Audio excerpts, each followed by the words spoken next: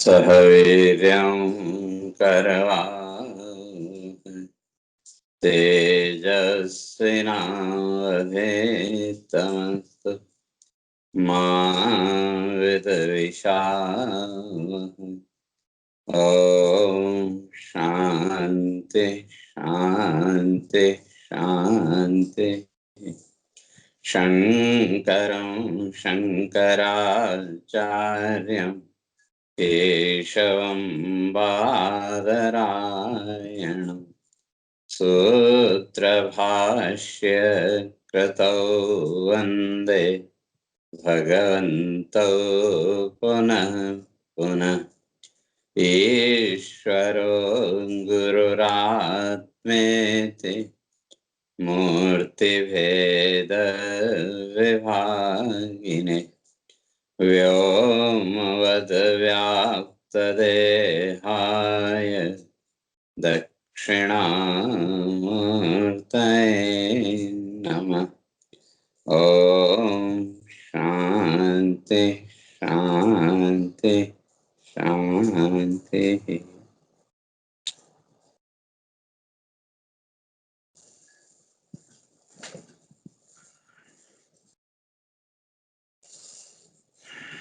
तो विचार चल रहा था, भगवान इस बात को स्पष्ट करके आए थे, तो कर्म तो करना पड़ेगा और केवल बाह्य इंद्रियों के नियंत्रण से या कर्म त्याग से काम चलने वाला नहीं है।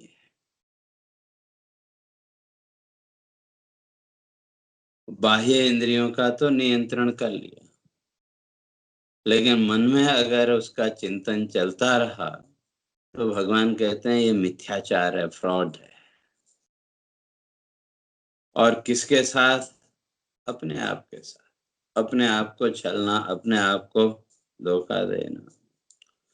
तो इसलिए जो कर्म है वो कैसे करना चाहिए, तो भगवान आगे स्पष्ट करते हैं कि यस्तु इंद्रियाणि मनसा नियम्य आरभते अर्जुन कर्मेंद्रिये कर्मयोगम असक्तः स विशिष्यते। वही कर्म विशिष्ट है जो असक्त है, जिसमें आसक्ति न हो। और वो आसक्ति रहित जो कर्म, या दूसरे शब्दों में कह सकते हैं निष्काम कर्म,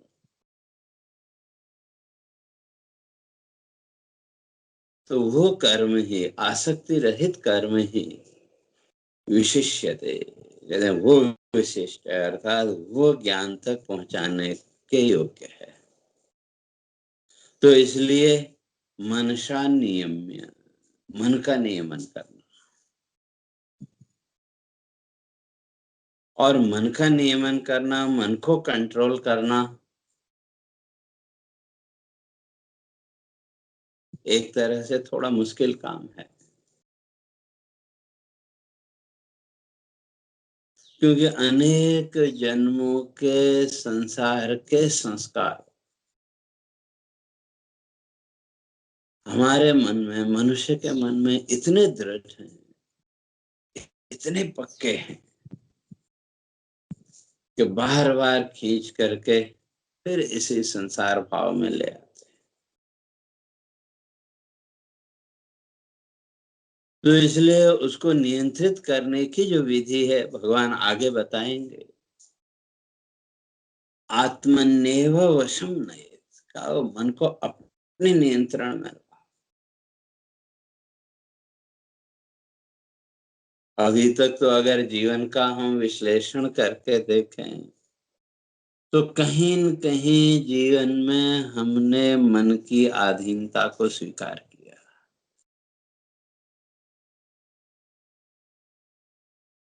तो मन ने हमको जैसा बताया, मन ने हमको जैसा बोध कराया, हम उसी को सत्य मानते चले। और कई बार तो लोग कहते भी हैं कि भाई क्या करें, हमारा मन नहीं मानता। इसका अर्थ हमने उस मन की अधीनता को स्वीकार कर लिया। तो अब वो मन हमारे नियंत्रण में नहीं रहा, बल्कि हम उस मन की वृत्ति के नियंत्रण में। और जब तक ये मन नियंत्रित नहीं होगा, तो तब तक कर्म वृत्ति भी नियंत्रित नहीं होगी, तब तक संसार भाव भी चलता रहेगा।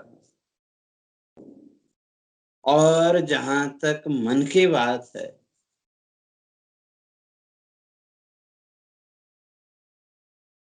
इस मन के विक्षेप के, मन की जो संसार वृत्ति है, मन के अंदर जो संसार भाव है, या संसार की ओर मन की जो दौड़ है,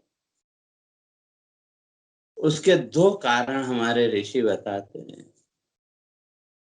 कहते हैं हेतु द्वयम ही चित्तस्य वासना च समीरणः तयोः एकं विनष्टः तद्द्वौ अपि विनश्यति। कहते हैं वासना च समीरणः। वासना, वासना का अर्थ पूर्व संचित संस्कार, पूर्व जन्मों के जो संचित संस्कार हैं, वो संचित संस्कार।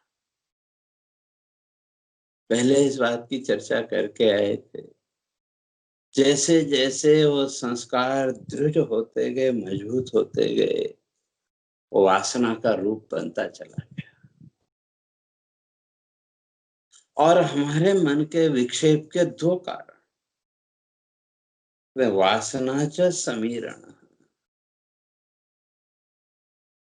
समीर माने हवा।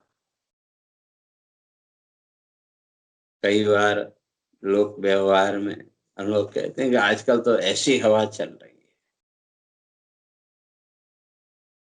और उस प्रवाह में जो छोटे बच्चे हैं, उसमें कई बार बहते चले जाते हैं।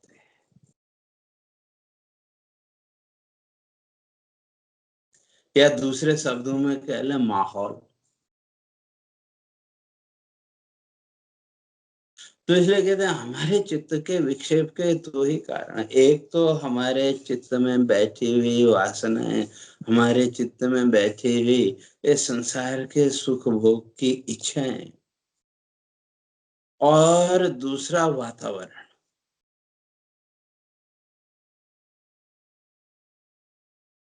तो वो इच्छाएं तो कहीं न कहीं पूर्व जन्मों के उससे बैठी हुई है चित्त में, लेकिन उन इच्छाओं को जागृत करने का वातावरण पूरे संसार में अगर हम देखें, जिस किसी को भी हम देखें, इस संसार के सुख दुख की चर्चा के अतिरिक्त और क्या है।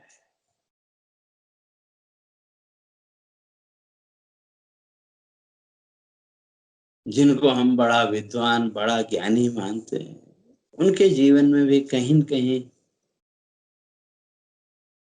इस संसार की चर्चा।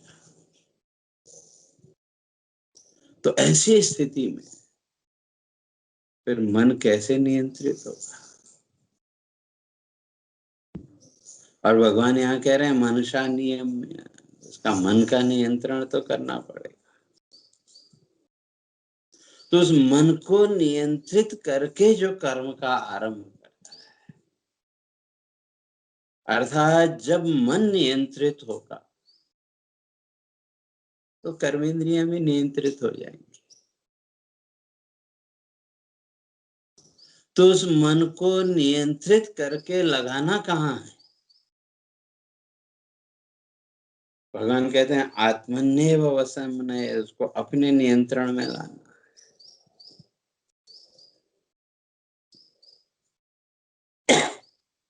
संसार वृत्ति के नियंत्रण में तो है, इसलिए संसार भाव से ऊपर उठा करके उस मन को आत्म भाव तक ले जाना।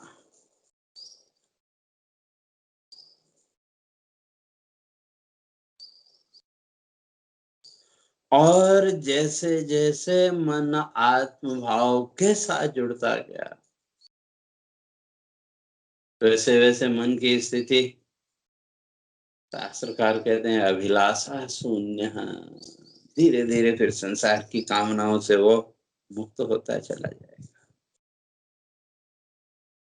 इसलिए ये जो दो हेतु हैं, दो कारण, वासना च समीरण, एक तो यही वासना है, वासना है वही चित्त संस्कार, और दूसरा समीरण, समय का प्रवाह, समय की हवा। तो ये जो है इसके कारण, तो इसलिए इन दोनों में से तयो एकम विनश्य, इन दोनों में से अगर एक नष्ट हो तो दूसरा भी समाप्त हो जाएगा। जो दोनों एक दूसरे से जुड़े हैं। संसार के प्रवाह में, समय के प्रवाह में जो गति है, या उस समय के प्रवाह की गति के साथ अगर व्यक्ति आगे बढ़ रहा है, तो उसका अर्थ कहीं न कहीं वो चित्त वासनाएं हैं। और चित्त वासना है तो वो प्रवाह भी अच्छा लगेगा। और अगर वो चित्त में वो वासना ही नहीं है, तो वो जो समय का प्रवाह है वो भी अच्छा नहीं लगेगा। इसलिए तयो एकम विनश्य, उन दोनों में से एक का नष्ट होने पर ऋषि कहते हैं कि वे दूसरा भी नष्ट हो जाएगा। और जब मन ही वहां नहीं हो, मन आत्म भाव के साथ जुड़ा हुआ, ऐसी स्थिति में जायते कर्मणां क्षयः अमनस्कस्य चित्ते, अमनस्कं गते चित्ते जायते कर्मणां क्षयः।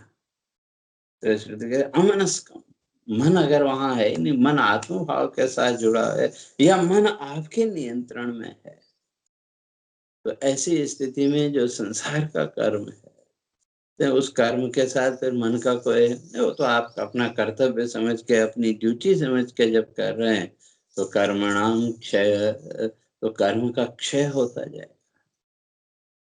क्योंकि जब ड्यूटी समझ के हम कर रहे हैं, अपना कर्तव्य समझ के कर रहे हैं, तो उसके साथ कोई विशेष फल की इच्छा भी पैदा नहीं होती। और जब कोई विशेष फल इच्छा, कोई फल की आकांक्षा है ही नहीं, तो फिर कर्म किसका बनेगा? कोई संकल्प ही नहीं रहेगा। इसलिए अमनस्कम गते चित्ते जायते कर्मणाम क्षय, यथा चित्रपटे दग्धे दह्यते चित्र संशय। कहते हैं जैसे एक बहुत बड़ा कोई बैनर है और उसमें तरह तरह के चित्र बने हुए हैं, और अगर वो बैनर चाहे कागज का हो, कपड़े का, और अगर वही जल जाए, तो वो जो दिखने वाले चित्र थे वो भी साफ हो जाए। तो इसी तरह से जिस क्षण मन में से ये संसार भाव निवृत्त हो गया, उस दिन संसार भी गायब हो जाएगा। इसलिए भगवान कहते हैं यस्तु इंद्रियाणि मनसा नियम्य, तो जिसने अपने इंद्रियों को मन के द्वारा क्या कर लिया, नियंत्रित कर लिया।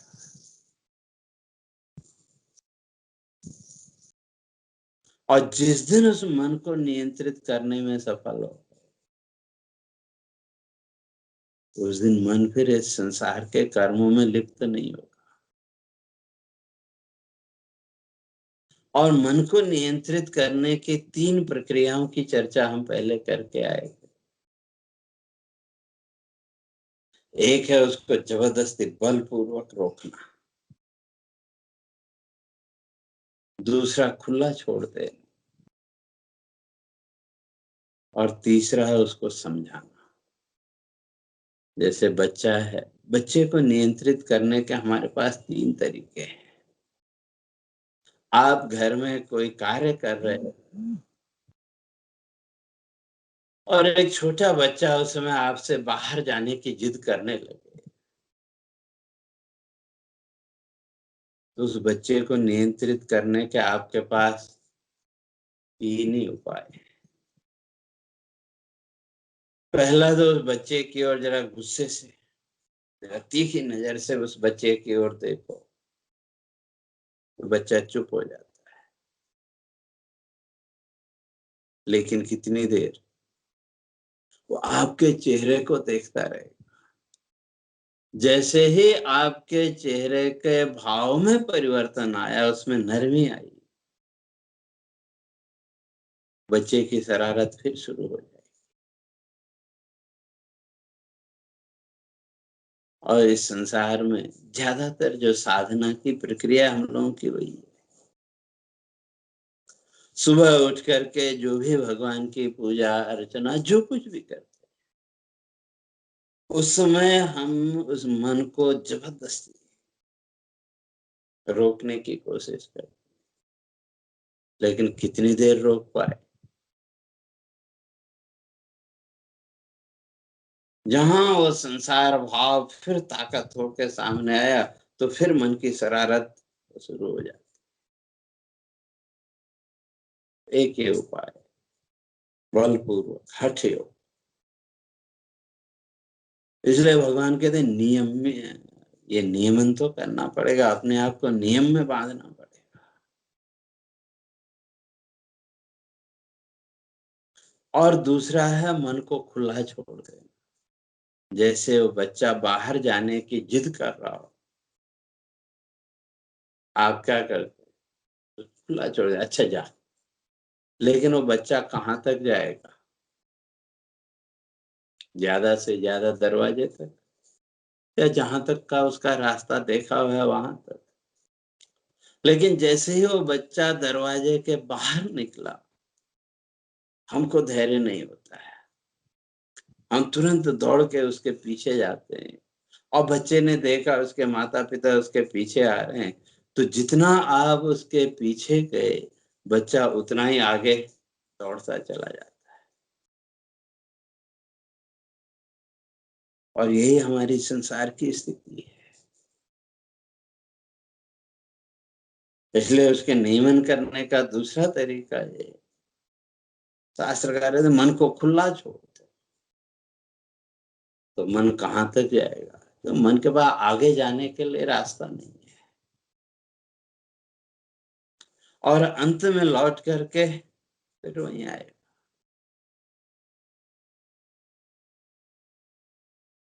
लेकिन हमको धैर्य नहीं होता। जहां मन इन संसार की वृत्तियों की ओर दौड़ा, उसके पीछे पीछे हम भी चलने लगते हैं।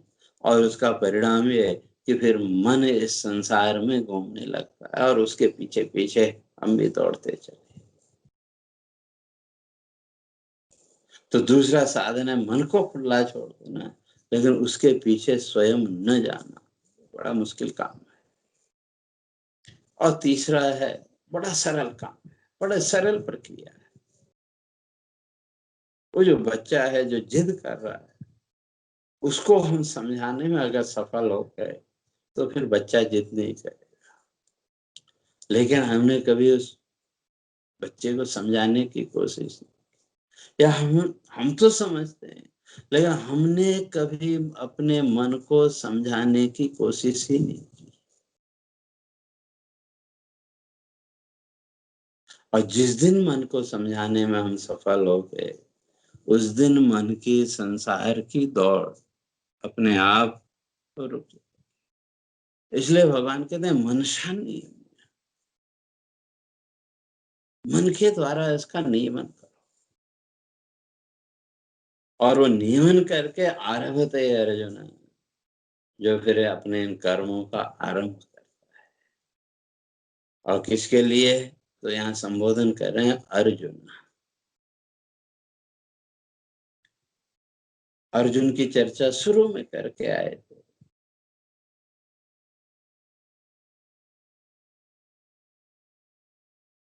अर्जुन अग्नि तत्व का प्रतीक, और अग्नि की विशेषता है वो हमेशा ऊर्ध्वगति। इसलिए यहाँ अर्जुन संबोधन करने का तात्पर्यार्थ भगवान का है कि वो जो कर्म है मन को नियंत्रित करके कर्म करो, लेकिन किसके लिए? ऊर्ध्वगति। इसलिए 3 प्रकार से कर्म, सात्विक, राजस और तामस।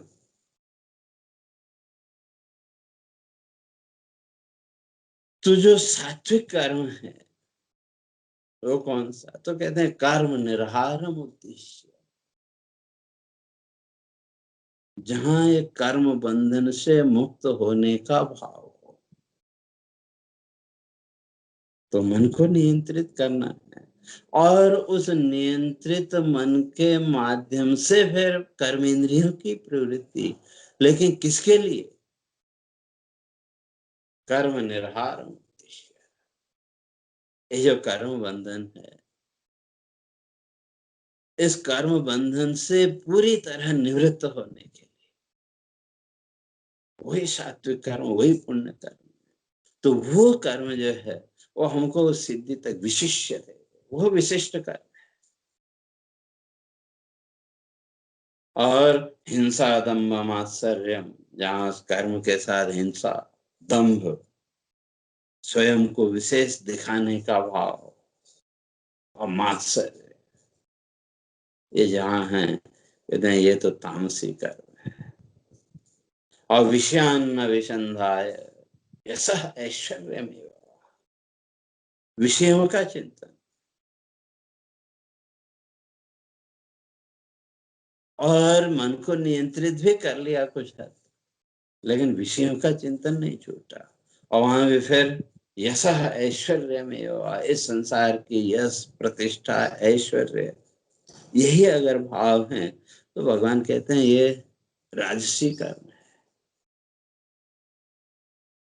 तो तामसी और राजसी कर्म इसी संसार भाव में बांधे, और जो सात्विक कर्म है, कर्म निर्हारम उद्देश्य, इस कर्म बंधन से मुक्त होने के लिए किया गया जो कर्म, वो आपको इस संसार भाव से ऊपर उठाए। इसलिए कर्मेंद्रिय कर्म योगम, तो उस मन को नियंत्रित करके, मन का कंट्रोल करके उसका नियमन करना, उसको एक नियम में बांधना। और नियम, नियम तो आप जानते ही हैं, दीर्घ कालानुपालनीय संकल्प नियम। एक संकल्प दीर्घ, लंबे समय तक जिसका पालन करना है, ऐसा जो संकल्प, उस संकल्प का नाम है नियम। तो इसलिए नियम में एक वो संकल्प, तो कौन सा?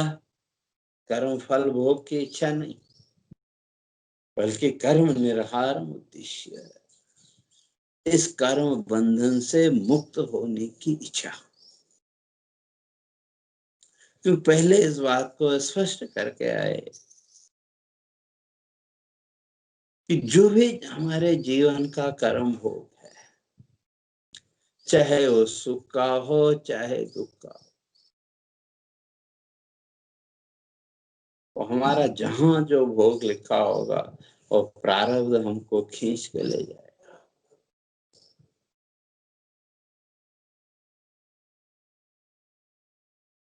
येन यत्रैव भोक्तव्यम सुखम वा दुःखमेव, जिसका जो भी सुख दुख का भोग जहां लिखा होगा, हमारे ऋषि कहते हैं कि वो जो प्रारब्ध आपका है, तद्दैवेन बलात् नीयते, वो जो आपका प्रारब्ध है वो आपको बलात्, जबरदस्ती खींच के ले जाएगा। कैसे? जैसे पशु को आप बांध करके खींच के ले जाते, नहीं जा रहा, लेकिन जहां उसको आपको बांधना है या जहां रखना है, आप उसको रस्सी से बांध के खींच के ले जाते हैं। तो इसी तरह से हमारे जीवन का जो भी सुख दुख भोग जहां लिखा है और जैसा लिखा है, उसके अनुसार वो प्रारब्ध हमको खींच के ले जाएगा, उससे बच नहीं सकते। तो जीवन का जो भी सुख दुख भोग है, जो हमारे प्रारब्ध में है, वो तो हमको मिलना है। ये बोध अगर हमारे अंदर दृढ़ हो गया, ये अगर पक्का हो गया, तो मन काफी कुछ नियंत्रित हो जाएगा। मन की जो संसार वृत्ति है, संसार की जो आकांक्षाएं है, वो काफी हद तक नियंत्रित होने लगेंगी। तो इसलिए भगवान कहते हैं मनसा नियम्य, इसलिए मनसा नियम, मन के द्वारा इंद्रियाणि, इन इंद्रियों का नियमन करना। और जो मन है,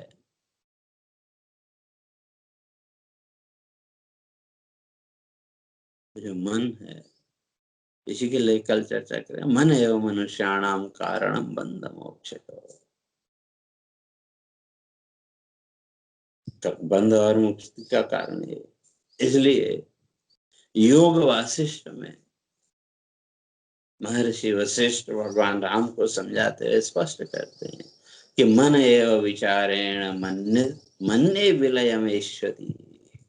विचार के बिना, चिंतन के बिना मन का लय नहीं हो सकता। और मनोविलय मात्रेण ततः श्रेय अधिगच्छति। मन विलय मात्रेण, इस मन का लय होते ही ततः श्रेय भविष्यति, मन का विलय होते ही आप इस संसार भाव से ऊपर उठ जाएंगे।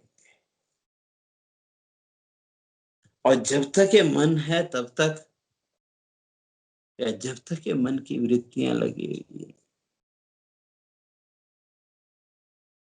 तब तक उससे वो मोक्ष पर, उसकी प्राप्ति संभव नहीं है। इसलिए भगवान कहते हैं मनसा नियम में, मन के द्वारा नियंत्रित करके कर्म करो। कर्म इंद्रिय कर्म योगम। तो ये जो कर्म इंद्रियां हैं, इनको कर्म योग के साथ जोड़ दो, अर्थात प्रत्येक कर्म को योग बना दे। और योग का अर्थ चित्त द्वारेण आत्म ईश्वर संबंधो योग। चित्त के माध्यम से, इस मन के माध्यम से आत्म ईश्वर संबंध, स्वयं को उस ईश्वरीय सत्ता के साथ जोड़ना। इसलिए जो कर्म है, उस कर्म को भी योग बनाना। योग का अर्थ केवल हो भाई आपने प्राणायाम कर लिया, दो चार आसन कर लिए और थोड़ी देर ध्यान में बैठ गए, उसका नाम योग नहीं। ठीक है, शरीर की व्यवस्था को व्यवस्थित रखने के लिए इन सब की भी जरूरत है, लेकिन ये सब बाह्य साधन, आसन प्राणायाम आदि, ये सब क्या है? ये बाह्य साधन। क्योंकि जब तक चित्त की शुद्धि नहीं होगी, चित्त शुद्धि के बिना, हमारे ऋषि कहते हैं ये सब बेकार। ये आपके शरीर को स्वस्थ रख सकते हैं, लेकिन मन मन स्वस्थ हुआ क्या?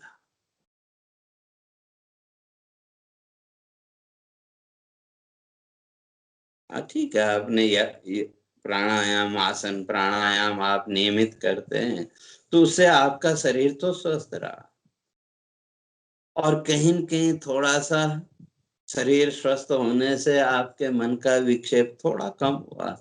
लेकिन ये संसार भाव, जिस संसार भाव ने हमको पीड़ित कर रखा है, जिस संसार भाव ने हमको दुखी कर रखा है, ये संसार भाव, ये संसार भाव तो नहीं मिटा।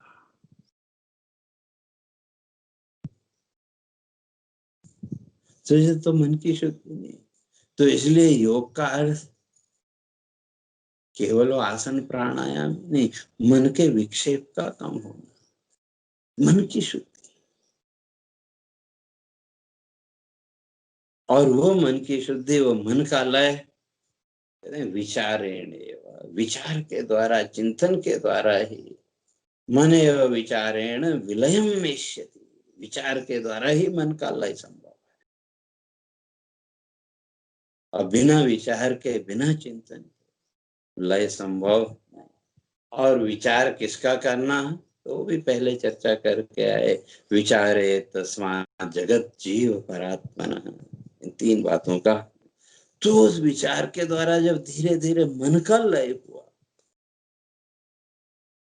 अर्थात मन का अंदर जो संसार भाव था, जिस संसार भाव को सच्चा मान करके पकड़ के बैठे, तो धीरे धीरे वो संसार भाव दूर होता जाएगा और उसके स्थान पर ईश्वरीय भाव, और उस ईश्वरीय भाव, और फिर धीरे धीरे वो ईश्वरीय भाव की भी नहीं होती। तो इसलिए कर्मेंद्रिय कर्म योगम असक्त, इसलिए भगवान कहते हैं उस मन के को नियंत्रित करके कर्म योगम, कर्म योग में प्रवृत्त हो, लेकिन असक्त, फलासक्ति नहीं होनी चाहिए। तो अगर फिर इस संसार की फलासक्ति रही तो फिर वो बंधन में बांधेगी, फिर जन्म मृत्यु के चक्र में आना पड़ेगा, बंधना पड़ेगा। इसलिए असक्त, अटैचमेंट नहीं होनी चाहिए। क्यों, जो होना है, जो हमारे जीवन का प्रारब्ध भोग है वो तो हमको मिलेगा। यद्धात्रा निजभालपट्टलिखितं तन्मार्जितुं कः क्षमा, शास्त्र कहता है यद्धात्रा निजभालपट्टलिखितं, जो एक बार मस्तक पे लिख दिया, जो भाग्य में एक बार निश्चित हो चुका, उसको तो कोई नहीं मिटा सकता। वो तो जो भी है वो हमको मिलना है। तो फिर इस संसार के तरह तरह की आकांक्षाएं, इस संसार की तरह तरह की जो भोग इच्छाएं, इन भोग इच्छाओं ने हमको क्या किया, फिर इसी संसार भाव में बांध दिया। और वो जैसी भी है, भोग इच्छाओं के अलग अलग प्रकार, अलग अलग, हर एक के मन की स्थिति के अनुसार वो अलग अलग।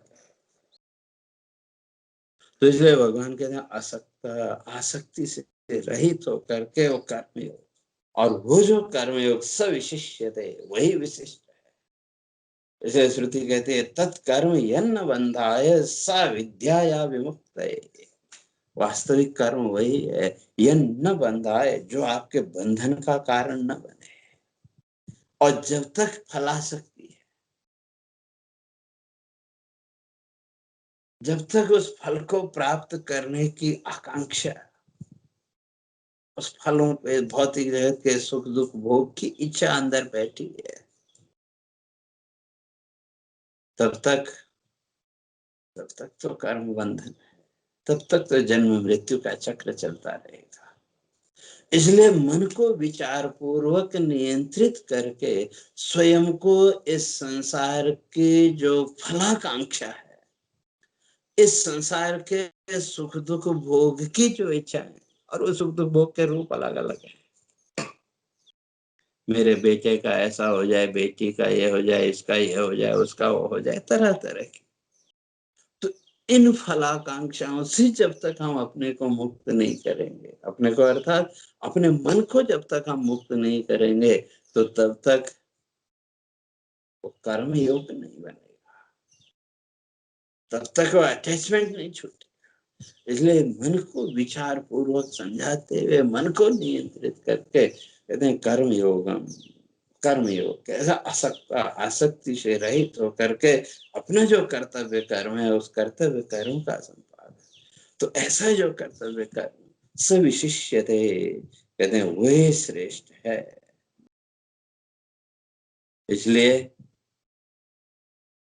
वो जो कर्म है, वो कर्म आपको ज्ञान की स्थिति तक ले जाएगा। फलाभिलाष शून्य, फल की अभिलाषा से रहे, किसी भी प्रकार की अब कोई फलेच्छा है ही नहीं। अर्थात जो भी जीवन में मिले उसमें संतुष्ट। जैसे कई बार हम कहते हैं ना कि जो होगा देखा जाएगा,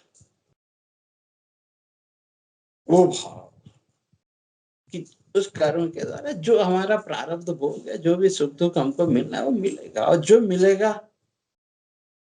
वो हमको सहज स्वीकार है। लेकिन कर्म त्याग नहीं, कर्म करते हुए। इसलिए ईशावास्योपनिषद स्पष्ट करता है कि कुर्वन्नेवेह कर्माणि जिजीविषे स्वतम क्षमा। कुर्वन्नेवेह कर्माणि, कर्म करते हुए।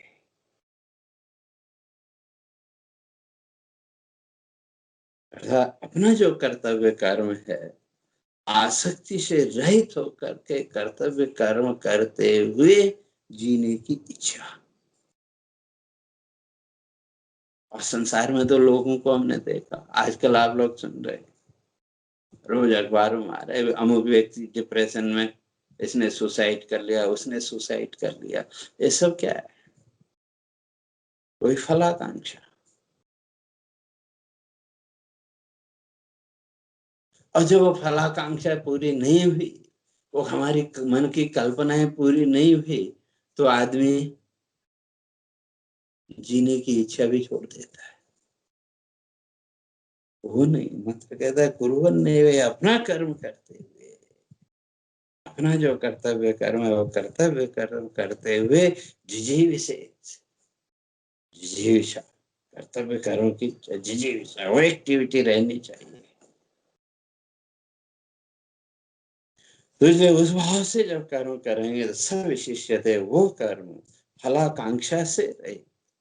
तो जो अपना कर्तव्य कर्म का भाव है, वो कर्तव्य कर्म का भाव हमको उस ज्ञान की परम स्थिति तक ले जाए। इसलिए अगर कोई कर्म त्याग की बात करे तो भगवान कहते हैं वो ठीक नहीं। अब प्रश्न उठा, भी कर्म करें तो फिर करें कैसे? तो तब भगवान आगे कहते हैं नियतम कुरु कर्म त्वं कर्म ज्यायो हे कर्मण शरीर यात्रा पिचते न प्रसिद्धेद कर्मण। कहते हैं कर्म किए बिना तो आपकी शरीर यात्रा भी पूरी नहीं होगी। इस शरीर की जो यात्रा है उसके लिए भी कर्म करना पड़ेगा। इसलिए नियतम कुरु कर्म, जो कर्म तुम्हारे लिए नियत है वो करो।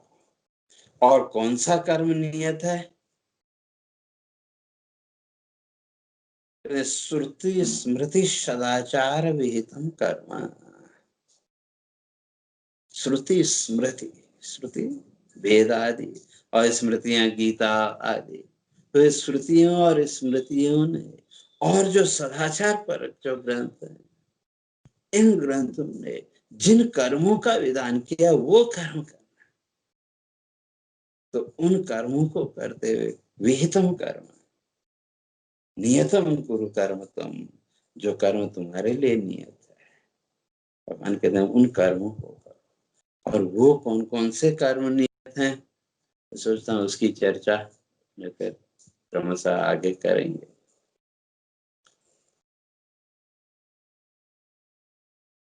हरे ओम पूर्णमदः पूर्णमिदं पूर्णात् पूर्णमुदच्यते पूर्णस्य पूर्णमादाय पूर्णमेवावशिष्यते।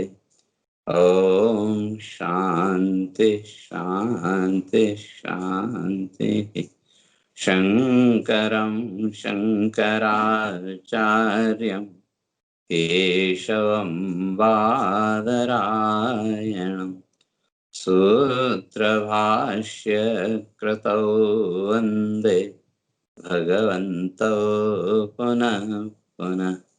ईश्वरो गुरुरात्मेति मूर्तिभेद विभागिने व्योमवद्व्याप्तदेहाय दक्षिणामूर्तये नमः। ओम शांति। शांति शांति।